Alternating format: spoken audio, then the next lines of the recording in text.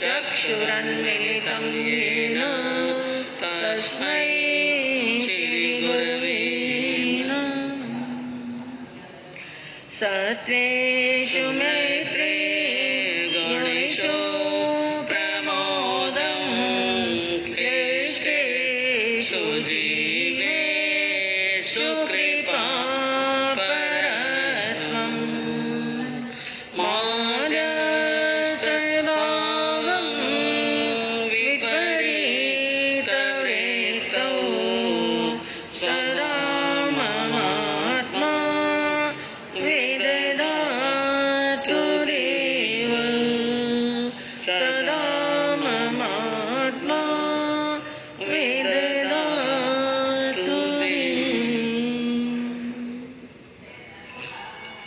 अहिंसा के अग्रदूत, त्रयकाल दृष्टा, भवी जीवों के तारनहार, शासनेश प्रभु श्रमण भगवान महावीर स्वामी के चरणों में कोटि कोटि वंदन।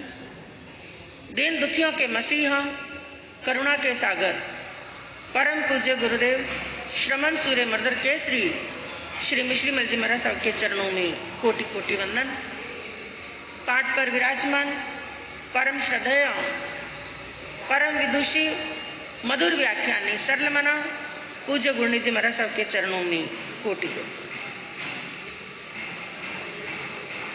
धर्म प्रेमी बहनों, शीलवती माताएं बहनों, आपके सामने वर्णन चल रहा है श्रीमद् उत्तराध्यान सूत्र, प्रभु महावीर की अंतिम देशना, प्रभु महावीर की अंतिम वाणी, उत्तराध्यान सूत्र का 5वां अध्ययन, जिसके अंदर आप वर्णन श्रवण कर रहे हैं अकाम मरण का। कौन कौन सी आत्माओं को अकाम मरण प्राप्त होता है, बाल मरण प्राप्त होता है, जिस मरण को अज्ञानियों का मरण बताया गया, जिसके अंदर कल आपके सामने वर्णन चला कि सुधर्मा स्वामी ने जम्बू स्वामी को संबोधित करते हुए कहा कि हे जम्बू, सोया में नरे ठाना मैंने प्रभु महावीर के मुखारबिंद से सुना है। नरे ठाना नरक के स्थानों को, नरक का कौन कौन सा स्थान है और कैसा स्थान है, मैंने केवल ज्ञानी केवल दर्शी वीतराग प्रभु महावीर के मुखारविंद से, उनके वाणी से मैंने श्रवण किया और असी लानम से जा गई। जो अश्लील पुरुष होते हैं, जो अन्याय के मार्ग पर चलने वाले हैं, जो अनीति के मार्ग पर चलने वाले हैं, जो अधर्म का सेवन करने वाले हैं, ऐसे मनुष्यों की, ऐसे जीव आत्माओं की नरक की गति होती है।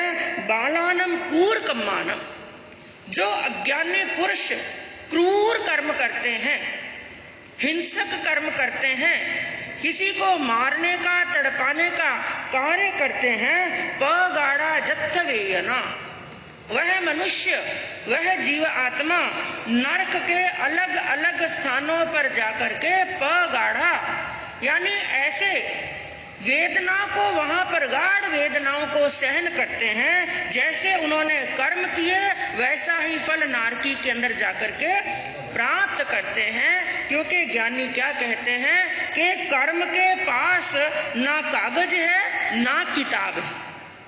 कर्मों के पास ना कागज है ना किताब है, फिर भी उनके पास सारे जगत का हिसाब है। ना कागज रखते हैं ना किताब रखते हैं, लेकिन फिर भी एक एक प्राणी का हिसाब किसके पास में है? कर्मों के पास में। मनुष्य हिसाब और किताब के अंदर चूक सकता है। कितनी भी सावधानी रखें, कितनी भी होशियारी रखें, कितना भी होशियार से होशियार मनुष्य हो, कहीं ना कहीं गलती हो ही जाती है।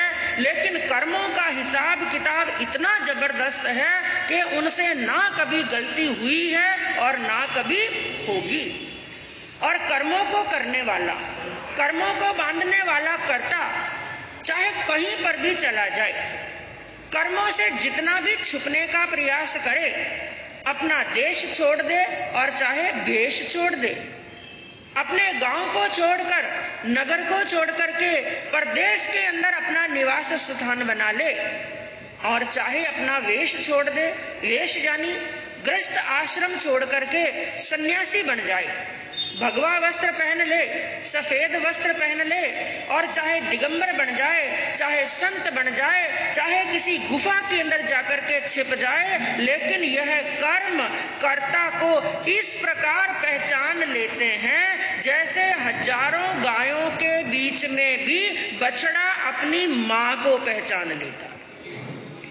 किसी स्थान के ऊपर एक नहीं हजारों सहस्रों गायां वहां पर खड़ी हैं, और एक छोटा सा नन्हा सा उसका बछड़ा, एक वत्स है, गाय का बछड़ा है, जिसकी माँ, जिस बछड़े की, नन्हे से बछड़े की माँ हजारों गायों के बीच में जाकर के मिल गई।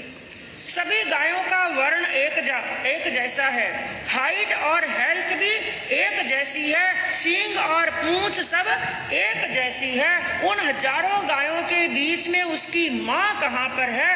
वो नन्हा सा बछड़ा उन हजारों गायों के बीच में भी अपनी माँ को ढूंढ लेता है। तो जैसे हजारों गायों के बीच में बछड़ा अपनी माँ को ढूंढ लेता है, उसी प्रकार कर्म भी कर्ता को ढूंढ लेते हैं। वो चाहे कितना भी छुपने का प्रयास करे, कितना भी बचने का प्रयास करे, कर्मों से बचने वाला नहीं है। तो क्या कहा एक साधक के लिए ज्ञानियों ने कि कोई मेरा बुरा करे यह उसका कर्म है। एक साधक को क्या सोचना चाहिए, क्या चिंतन और कैसी विचारधारा बनानी चाहिए कि कोई मेरा बुरा करे यह उसका कर्म है, लेकिन मैं सबका अच्छा करूं यह मेरा धर्म है। कोई किसी का बुरा करे या उसका कर्म, जैसा कर्म करेगा वैसा फल मिलेगा। बुरे के साथ में बुरा करना, मैं कहूँ हम रास्ते में चलते हैं, रास्ते में चलते समय एक कुत्ता एक समझदार मनुष्य के ऊपर भौंक रहा है, कई बार भौंकता है। रास्ते में चलते हैं, एक कुत्ता किसी के ऊपर भौंकता है तो समझदार मनुष्य क्या करता है? उससे बचने का प्रयास करता है या उसके ऊपर भौंकने लगता है? नहीं। अगर भौंकने लगेगा तो कुत्ते में और इंसान में कोई फर्क नहीं। तो एक सज्जन, एक समकिति और एक धर्मात्मा पुरुष की क्या निशानी है कि सामने वाला चाहे अधर्म करे, चाहे अनीति करे, हमारे साथ में बुरा करे, लेकिन सज्जन कभी अपनी सज्जनता को नहीं छोड़ते हैं। जैसे एक बार एक संत नदी के किनारे एक महात्मा स्नान करने के लिए गए। उन्होंने क्या देखा?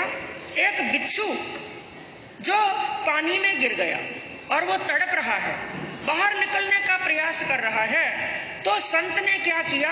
उस बिच्छू को अपने हाथ में उठाया और क्या सोचा, इस बिच्छू को क्या छोड़ दूं बाहर।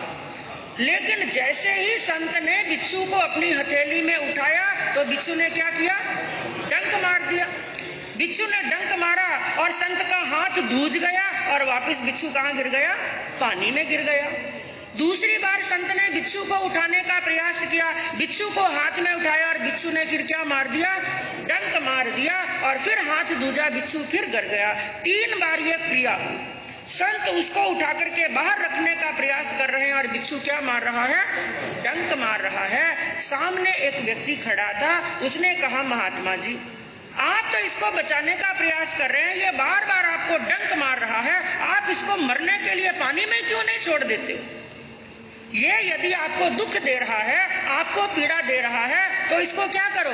पानी में छोड़ दो मरने के लिए। संत ने कहा नहीं, इसका काम ये कर रहा है और मेरा काम मैं कर रहा हूँ। भिक्षु का स्वभाव है डंक मारने का और संत का स्वभाव है इसको बचाने का। जब ये अपना स्वभाव नहीं छोड़ सकता है तो भले मानस मैं मेरा स्वभाव कैसे छोड़ दूं?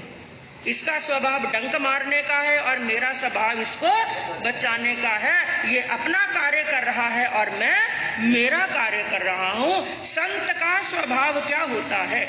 एक साधक पुरुष का स्वभाव क्या होता है? एक धर्मात्मा का स्वभाव क्या होता है? सामने वाला चाहे गाली दे, चाहे बिना मतलब का आक्षेप लगाए, चाहे बिना मतलब का दोष निकाले, चाहे उसकी निंदा करे और चाहे उसकी बुराई करे, उस पर वो ध्यान ना दे करके अपना जो उसका कार्य है उसको वो छोड़ने वाला नहीं है। तो एक साधक के लिए यही कहा कि कर्मों के बारे में सदैव सोचना चाहिए, सामने वाले का दुर्व्यवहार देख करके अपने व्यवहार को बदलना नहीं है।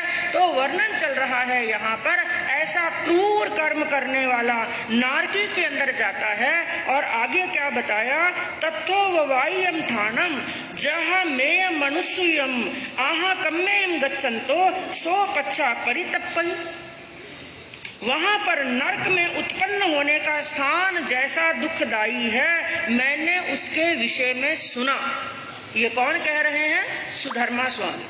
सुधर्मा स्वामी जम्बू स्वामी से कह रहे हैं, हे जम्बू, नरक का स्थान कितना दुखदाई है, जिसका वर्णन कल आपके सामने चला कि वहां पर नारकी के नेरियों को एक क्षण मात्र के लिए भी शांति और चैन और सुख नहीं, एक पलक झपके जितने समय के लिए भी उनको शांति नहीं है। तो क्या कहा? ऐसा नरक का दुखदायी स्थान है और उसके बारे में मैंने सुना है। लेकिन ऐसा क्रूर कर्म करने वाला, हिंसा करने वाला, नीच कर्म करने वाला, सबकी आत्मा को सताने वाला व्यक्ति जब उस स्थान पर जाने के लिए रवाना होता है, यानी अंतिम स्थान समय आता है, उस समय भी पश्चाताप करता है और जाते हुए भी, उस स्थान पर जाते हुए भी क्या करता है? पश्चाताप करता है। जिसके लिए कल आपके सामने वर्णन चला था कि नारकी के अंदर मुख्य कितने प्रकार की वेदनाएं? 3 प्रकार की। कौन कौन सी? क्षेत्र वेदना, पारस्परिक वेदना और तीसरी देव प्रदत्त पारमाधामिक देवों के द्वारा दी जाने वाली वेदना। जिसके अंदर क्षेत्र वेदना के बारे में आपने सुना था, अनंती भूख और अनंती प्यास। मेरू पर्वत की ऊंचाई, जितना आहार मिल जाए तो भी भूख शांत होने वाली नहीं है और मिलता एक दाना भी नहीं। स्वयंभू रमन समुद्र जैसा जितना पानी एक नारकी के नेरिये को मिल जाए तो भी प्यास बुझने वाली नहीं है। लेकिन फिर भी उनको मिलता है तो क्या? उबलता हुआ खून और उबलता हुआ शीशा और अनंती गर्मी। गर्मी का वर्णन आया कि जिन जिन नारकियों के अंदर, क्योंकि कोई नारकी ऐसी है जिसमें भयंकर गर्मी पड़ती है और कोई नारकी ऐसी है जिसमें भयंकर सर्दी पड़ती है। तो गर्मी वहां पर कैसी? जैसे उसका एक उदाहरण छठे आरे के अंदर भी होगा। छठे आरे का कभी आपने वर्णन सुना होगा और कई बार वर्णन सुनने को आया होगा कि ऐसी गर्मी पड़ेगी, ऐसी गर्मी पड़ेगी कि ना मनुष्य दिन में बाहर निकल सकते हैं और ना ही रात को। रात को क्या पड़ेगी? सर्दी, और दिन में क्या पड़ेगी? गर्मी। और इससे भी अनंत गुनी गर्मी और अनंत गुनी सर्दी कहाँ पर पड़ती है? नारकी के अंदर। क्योंकि वहां पर गर्मी के आगे एक वर्ड लगा, एक शब्द लगा, अनंत गर्मी और अनंत सर्दी। गर्मी कैसी? एक उदाहरण के माध्यम से बताया। एक भड़भुंजे की भट्टी होती है, बड़भुंजे की क्या होती है? भट्टी। मनुष्य लोक के अंदर एक भट्टी है, बड़भुंजे की भट्टी, जिस भट्टी के अंदर अग्नि इतनी भयंकर जबरदस्त धधकती रहती है, इतनी जोरदार होती है। उस बड़भुंजे की भट्टी के अंदर यदि मुट्ठी भर के चने डाल दिए जाएं, इतनी भयंकर वहां पर आग है, इतनी गर्मी है कि मुट्ठी भर के डाले हुए चने एक सेकंड के अंदर, एक क्षण के अंदर चने फट जाते हैं। केवल सिकते नहीं है, चने क्या होते हैं? फट जाते हैं। लेकिन क्या बताया, ऐसी बड़भुंजे की भट्टी के अंदर उस नारकी के नेरिये को देव योग से नारकी से निकाल करके उस बड़भुंजे की भट्टी के अंदर ला करके रख दिया जाए। ध्यान से सुनना इस बात को, क्योंकि ऐसी वेदना हमारी आत्मा ने भी कई बार सहन कर ली, लेकिन ज्ञानावरणीय कर्म का पर्दा पड़ा हुआ है, कुछ दिखाई नहीं देता। लेकिन नारकी तो हमें दिखाई नहीं दे रही है। नारकी का एक स्वरूप हम मनुष्य लोक में देख सकते हैं। वो कैसे? आपने कई बार हिंसा करने वाले कसाईयों की दुकान पर देखा होगा, उबलते हुए पानी के अंदर जिंदा मुर्गे को डालते हैं कि नहीं? ये दृश्य तो देखा कि नहीं देखा? देखा, हमने भी साउथ के अंदर आकर देख लिया। जब देखते हैं ना तो अंदर का खून जम जाता है, रोंगटे खड़े हो जाते हैं, और कितने दिन तक अकेले बैठे बैठे आंखों में से आंसू आते हैं। उबलते हुए पानी के अंदर, खौलते हुए पानी के अंदर जिंदा मुर्गे को डाल दिया जाता है, और जिंदा मुर्गे की चमड़ी को भी उधेड़ दिया जाता है, और सूअर को पकाने वाले, और ये बातें जाननी जरूरी ताकि हमारी आत्मा कर्मों से थोड़ी डरती रहे। सूअर को क्या कैसे करते हैं? सूअर के चारों पांव को 4 लकड़ियों के अंदर बांध करके नीचे क्या जला देते हैं? अग्नि। और वो सूअर जिंदा है, सूअर जिंदा है, उसको पहले मारते नहीं। जिंदा सूअर को चारों पांव उसके बांध करके उल्टा लटका करके नीचे अग्नि, और धीरे धीरे धीरे धीरे अग्नि का तप लगता है, और जिंदा सूअर तड़पता है, तड़पता है, और तड़पते तड़पते प्राण दे देता है। ये नारकी तो मनुष्य लोक के अंदर देखते हैं। वो नारकी दिखाई दे रही है या नहीं दे रही है, ये नारकी तो सामने ही दिखाई दे रही है। तो क्या बताया, नारकी के नेरिये को उस नरक से निकाल करके कहां पर ला करके रख दिया? बड़भुंजे की भट्टी के अंदर। बड़भुंजे की भट्टी के अंदर रखने के बाद में वो नारकी का नेरिया क्या महसूस कर रहा है? हाँ, यहाँ पर थोड़ी ठंडक है। क्या महसूस करता है? यहाँ पर थोड़ी ठंडक, और कैसी गर्मी कि जहाँ पर चनों को डाला और चने हाथों हाथ फट गए। तो कल्पना करो नारकी के अंदर कितनी गर्मी होगी, कितनी उष्णता होगी, कितनी आग पड़ती होगी, और कैसी सर्दी, अनंत सर्दी। उसके लिए भी एक उदाहरण बताया कि हिमालय पर्वत जहाँ पर माइनस के अंदर वहां पर तापमान रहता है, और सामान्य मनुष्य यदि वहां पर चला जाए तो उसकी नसों में बहने वाला खून जम जाए, मर जाता है इंसान। लेकिन नारकी के नेरिये को नरक से निकाल करके हिमालय की चोटी पर ले जाकर के रख दिया जाए तो नारकी का नेरिया क्या महसूस करेगा? हाँ, यहाँ पर थोड़ा ठीक है, सर्दी कम है। उससे भी, हिमालय से भी अनंत गुनी सर्दी, और बड़भुंजे की भट्टी से अनंत गुनी गर्मी कहाँ पर है? नारकी के अंदर है। और ऐसी वेदना हमारी आत्मा ने एक बार नहीं अनंत बार सहन की है। और प्रभु महावीर की वाणी क्या कहती है? कड्डान कम्मान मुख अथी। इस सूत्र को हमेशा याद रखना। किए हुए कर्मों का भुगतान किए बिना कभी छुटकारा होने वाला नहीं। मनुष्य कई बार अपने आप को, भगवान की वाणी को भी झुटलाने का प्रयास करता है। क्या सोचता है? मैंने पाप किया है, मैंने अधर्म किया है, और थोड़ा सा धर्म कर लूं तो मेरे कर्म क्या होंगे? समाप्त हो जाएंगे। एक मनुष्य सोचता है मैं अन्याय से धन कमाया, अन्याय से मैंने 2 नंबर का धन कमाया, काला धन कमाया, 2 नंबर का धंधा किया, और हाथों से थोड़ा सा दान दे दिया, तो मेरे काले धन के कमाए हुए पाप और कर्म सब क्या हो गए? कट। क्योंकि ये मनुष्य प्लस माइनस बात करता है। पूरा दिन आपका काम क्या है? प्लस माइनस ही तो करते हैं। तो प्लस माइनस करता रहता है। ये हिसाब लगाने की उसकी आदत पड़ गई कि इतने महीने तक रात्रि भोजन किया कोई बात नहीं, बीच में 2 उपवास कर लो, रात्रि भोजन का पाप मेरा क्या हो गया, कट गया। बड़ा हिसाब किताब लगाते हैं। लेकिन याद रखना, यदि बबूल का पेड़ बोया है तो कांटे मिलेंगे, और हमने गुलाब का पेड़ बोया है तो क्या मिलेंगे, फूल मिलेंगे, लेकिन कांटे माइनस होने वाले नहीं है। ध्यान से सुनना इस बात को, फूल जरूर मिलेंगे लेकिन उसमें जो कांटे हैं वो कांटे माइनस नहीं होंगे।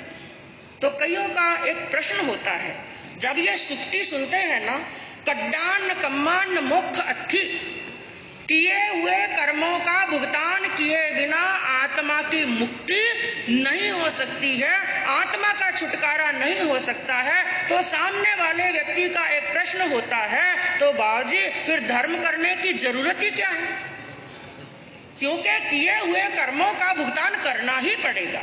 यह भगवान महावीर की वाणी है, बांधे हुए कर्मों का भुगतान करना पड़ेगा, भोगना ही पड़ेगा, तो हमें फिर धर्म करने की जरूरत क्या। कई बार आपके मन में भी प्रश्न तो आता होगा, कई प्रश्न आते हैं, और जरूरी नहीं है सब प्रश्नों का समाधान करने वाला भी कोई मिल जाए, लेकिन जब कोई मिले तो समाधान करने का प्रयास अवश्य करना। उसके लिए एक उदाहरण दूं मैं आपको, कि किए हुए कर्मों का भुगतान करना पड़ेगा, ये बात भी सत्य है, और धर्म करने से उन कर्मों से हमारा छुटकारा कैसे होगा या नहीं होगा, कौन सा रास्ता है, इसका भी जरूर हमारे पास में समाधान है। क्योंकि महावीर की वाणी के अंदर, आगमों के अंदर कोई भी हमारा ऐसा प्रश्न नहीं है जिसका उत्तर ना। कई बार जब आगमों को पढ़ते हैं, जिन भाइयों ने, जिन बहनों ने यदि आगमों का अध्ययन किया, उनके अंदर कई प्रश्न ऐसे होते हैं, चाहे वो भगवती सूत्र है, चाहे वो प्रश्न व्याकरण सूत्र है, कई आगम ऐसे हैं, उनको उठा करके जब हम पढ़ते हैं ना, और गौतम स्वामी के प्रश्न, जगह जगह पर ज्यादा प्रश्न किसने किए, गौतम स्वामी ने, और गौतम स्वामी के प्रश्नों को हम पढ़ते हैं ना, तो कई बार मन के अंदर एक विचार आता है, इतना छोटा सा प्रश्न किया। कई बार आगमों का स्वाध्याय करते हुए शायद आपके मन में भी ये विचार आया होगा, हमारे मन में भी कई बार ये विचार आया, इतना छोटा सा प्रश्न, इतना छोटा सा प्रश्न। अरे वो 4 ज्ञान के धारणहार थे, 14 पूर्वों का ज्ञान था, 4 ज्ञान थे जिनके पास में, गौतम स्वामी के पास में 3 अक्षर श्रवण करके 14 पूर्वों का ज्ञान जिनको हो गया, इतने बड़े ज्ञान के धारी, और इतना छोटा सा प्रश्न पूछा, शायद इसका उत्तर तो हमें भी आता होगा। ये पूछने की गौतम स्वामी को कहाँ जरूरत थी, क्या उनको ये उत्तर नहीं आता था? ऐसी बात नहीं है उनको उत्तर नहीं आता था, उत्तर आता था। उन्होंने ये प्रश्न किसके लिए पूछा, हम जैसे प्राणियों के लिए, क्योंकि जरूरी नहीं है सबकी बुद्धि बहुत बड़ी हो, जरूरी नहीं है सबकी बुद्धि बहुत तीक्ष्ण हो, किसी के लिए छोटा प्रश्न भी बहुत बड़ा बन जाता है। और कई बार ऐसा होता है, हमारे सामने कई भाई बहन ऐसा कहने वाले भी मिले कि महाराज साहब आज हमारे दिमाग के अंदर कोई टेंशन चल रहा था, कई प्रकार के प्रश्न लेकर के हम व्याख्यान में आए, कई प्रश्न घूम रहे थे जिसका समाधान नहीं मिला, लेकिन आज आपने उसी टॉपिक के ऊपर उसी प्रश्न का उत्तर दे दिया व्याख्यान के।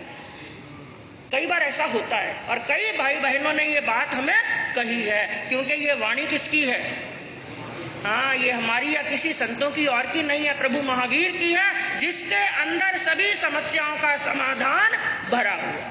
तो बात चल रही थी धर्म करने की कहाँ जरूरत है, जब किए हुए कर्मों का भुगतान करना ही पड़ेगा। जिसके लिए क्या बताया, एक बहुत बड़े सेठ जी हैं जिनके पास में करोड़ों की अरबों की संपत्ति है, और करोड़ों और अरबों की संपत्ति 2 नंबर का धंधा किए बिना होने वाली, 1 नंबर के धंधे में तो दाल रोटी मिलेगी, करोड़ों की संपत्ति है, अरबों की संपत्ति है, खूब बड़ा धन उसके पास में है, तो समझ लेना कि कौन सा धन है उनके पास में, हाँ काला धन है, 2 नंबर का धंधा है। तो ऐसे व्यक्ति के पास में किसी इनकम टैक्स ऑफिसर का फोन आया, और उसने कहा 31 तारीख को मैं तुम्हारे घर पर हम लोग आने वाले। कल्पना कर लो वो सेठ जी आप ही। फोन आया 31 तारीख को हम आपके घर पर आने वाले हैं, और फोन आया 10 तारीख को। कितनी तारीख को? 10 तारीख को। बीच में दिन कितने हैं? 20 दिन है। उन 20 दिनों के अंदर आप ईमानदारी से बताओ आप लोग क्या करेंगे? होटल में जाएंगे? सबका एक जैसा होता है। कौन है जो ये कहेगा भाई हाँ साहब क्या करोगे? बाजी कह रहे पहले आप ही फरमा दो, 20 दिनों में आप क्या करोगे? सब पोता पानड़ी अवेर ले, सब जो गड़बड़ मामला है उसको समेट देंगे एकदम व्हाइट एंड व्हाइट। क्या उन दिनों के अंदर कोई होटल में जाएगा? थिएटर की याद आएगी? या 5-7 दिन के लिए कुटरालम चले जाएंगे? या ऊटी और कुल्लू मनाली जाने की मन में आएगी? नहीं, खाना पीना भी भूल जाएंगे। हाँ बापुड़ा रोटी तो बाद में खा लेगा, कोई बात नहीं। खाना पीना भूल जाएंगे, सब कुछ भूल जाएंगे। उन 20 दिनों के अंदर क्या करेंगे? पूरा जो गड़बड़ किया है, जो अतिक्रमण किया है, पूरे अतिक्रमण का क्या कर लेंगे? प्रतिक्रमण। समश्री को किया कि नहीं किया? समश्री को भी प्रतिगमन किया कि नहीं किया? 20 दिनों के अंदर पूरा प्रतिगमन कर लेंगे। और वो ऑफिसर तो 31 को आने वाला था, लेकिन आपने 26 को ही फोन कर दिया, भाई साहब आ जाना, आ जाना, स्वागत के लिए तैयार बैठे हैं। अब वो 31 को आए कि 27 को आए कि 30 को आए, आपको कोई डर लगने वाला है? नहीं। बस यही हिसाब किताब है हमारे कर्मों का। आपने 10 तारीख के पहले जो अधर्म किया, जो पाप किया, उसका फल भी मिलेगा। लेकिन बीच में जो 20 दिन आपको मिले ना, जो 20 दिन आपको मिले वो क्या है? कर्म प्रकृति का यदि थोकड़ा पड़ा हो, उसके अंदर एक शब्द आता है अबाधा काल। क्या शब्द आता है? इसका मतलब क्या है? अवधि। बिल्कुल सही फरमाया श्रावक जी ने, बहुत अच्छी जानकारी है आपको, बहुत खुशी की बात, बड़ी प्रसन्नता की बात है, बहुत अनुमोदना है आपकी। अबाधा काल, संक्षिप्त के अंदर बताऊं अबाधा काल किसे कहते हैं? जैसे आपने सुना कि मोहनीय कर्म आज बांधा, 70 कोड़ा कोड़ी साग रोपम के समय तक कभी भी उदय में आ सकता है। कुछ कर्म ऐसे हैं 30 कोड़ा कोड़ी में उदय में आ सकते हैं, लेकिन जितने कोड़ा कोड़ी साग रोपम का समय जिस कर्म का बताया गया है, उतने 1000 वर्ष का अबाधा काल बताया। क्या बताया? ध्यान से सुनना इस बात को कि धर्म करने की क्या जरूरत है, धर्म किस काम में आता है। अबाधा काल बताया, यानी आज जो हमने कर्म बांधे, इतने समय तक, जिस कर्म का जितना अबाधा काल है, उतने समय तक वो कर्म उदय में आने वाले नहीं। उतने समय के बाद में कभी भी आ सकते हैं। तो वो पीरियड, जैसे सेठ जी को 20 दिन मिले, कितने दिन मिले? 20 दिन। उन फाइलों को समेटने में जितनी भी गड़बड़ की है उसको बराबर लाइन पर लाने में 20 दिन मिले, और उन्होंने सब बराबर कर दिया। और उनके इनकम टैक्स ऑफिसर आए तो भी डरने की जरूरत नहीं। उसी प्रकार हमें भी हर कर्म अवसर देता है, उसको कहते हैं अबाधा काल। उस अबाधा काल के अंदर यदि हमने धर्म कर लिया, पुनवानी बांध ली, तो ऐसी बात नहीं है कि पहले वाले उदय में नहीं आएंगे, उदय में तो आएंगे। जैसे ममन सेठ के, ये भी साथ में उदाहरण समझना। ममन सेठ के जीव ने दान दिया पिछले भव के अंदर। किस चीज का दान दिया? किसका? लड्डुओं का, मोतीचूर के लड्डुओं का। गरीब आत्मा, एक गरीब व्यक्ति था, उनके घर के अंदर कहीं से किसी सेठ जी के घर में कोई प्रसन्नता का विषय था, तो वहां पर खुशी के अंदर मोतीचूर के 4-4 लड्डू आए। तो उसके जीव ने क्या देखा? हाथ में लड्डू, मिट्टी के टूटे हुए बर्तन के अंदर उसने लड्डू लिए, और सामने देखा मुनिराज आ रहे हैं, जिनके मांस का मन का पारना। मन में बड़ा उत्कृष्ट विचार आया। क्या सोचा? लड्डू मेरे पास में हो और मुनिराज हो, ऐसा योग मिलने वाला। बड़ी प्रसन्नता की, बड़ी खुशी की बात है। मेरे पास में देने के लिए लड्डू हैं और लेने के लिए तपस्वी संत हैं। बड़े ऊंचे भावों से उसने दान दिया। और संतों के मना करते करते भी 4 लड्डू उसने बहरा दिए। सिर्फ 4 लड्डू बहराए, इतनी पुनवानी बांध ली, इतने शुभ कर्म बांध लिए कि अगले जन्म के अंदर इतना बड़ा सेठ बना, 99 करोड़ का धन मिला। कितना धन मिला? हाँ, लेकिन मुनिराज गए और मोतीचूर के लड्डुओं का बचा हुआ थोड़ा चूरा, थोड़े दाने जो बचे थे, इकट्ठा करके मुंह में डाला। कैसे लगे? मीठे, अमृत जैसे। पहली बार जिनका टेस्ट किया, अमृत जैसे मीठे मधुर लगे। हो गया पश्चाताप। क्या सोचा, क्या जरूरत थी मुझे दान देने की? अरे मुनिराज के लिए तो 36 काम के घर खुले हैं, मुनिराज तो किसी के घर में भी जा सकते हैं, संतों के लिए तो सब द्वार खुले हैं। मैं दान नहीं देता, मैं संतों को नहीं देता तो संतों को कमी आने वाली नहीं थी। अब कर लिया पश्चाताप, दान दिया, इसका फल मिला, 99 करोड़ का संपत्ति मिल गई, इसका फल भी मिला। लेकिन पश्चाताप किया, इसका फल क्या मिला? ना जीवन में खा सका, ना पहन सका, ना दे सका, और ना ही कुछ आनंद ले सका। इसलिए कहते हैं दान दिए बिना सोना नहीं, दान दिए बिना सोना नहीं और देकर के रोना नहीं। आपने 50 रुपए रास्ते चलते हुए किसी भिखारी को दे दिए। ये भी प्रश्न हमारे सामने कई बार आता है। लोग कहते हैं कि महाराज साहब, हमने उसको दान दिया और उसने जाकर शराब पी ली। हमारी आंखों के सामने उस व्यक्ति ने जाकर शराब पी ली, तो हमें पुण्य हुआ कि पाप हुआ? आप ही बताओ, पुण्य हुआ कि पाप हुआ? पुण्य भी हो सकता है, पाप भी, दोनों बातें हैं। हाँ, आपने दिया, आपकी भावना कैसी थी? देते समय आपकी भावना कैसी थी? गरीब व्यक्ति है, 50 रुपए दूंगा तो जाकर कुछ ना कुछ खरीदेगा, इसका पेट भर जाएगा, दवाई की आवश्यकता होगी तो दवाई लाएगा। सहयोग की भावना से आपने दान दे दिया। अब वो उसका गुटखा खाए, उसकी शराब पिए, कुछ भी कर्म करे, आपको उससे लेना देना नहीं। लेकिन आपने उसको शराब पीते हुए देख लिया और मन के अंदर क्या कर लिया? पश्चाताप। केवल पश्चाताप ही नहीं किया, उसके बारे में 4 गालियां बोल दी। तो आपने किया कराया सब गुड़ गोबर एक कर दिया। तो कहने का तात्पर्य क्या है? धर्म किया हुआ भी व्यर्थ नहीं जाता है, बांधे हुए कर्म भी असफल नहीं होते हैं। बांधे हुए कर्मों का भी भुगतान करना पड़ेगा, लेकिन उसको यदि फल को कम करना है, क्या करना है?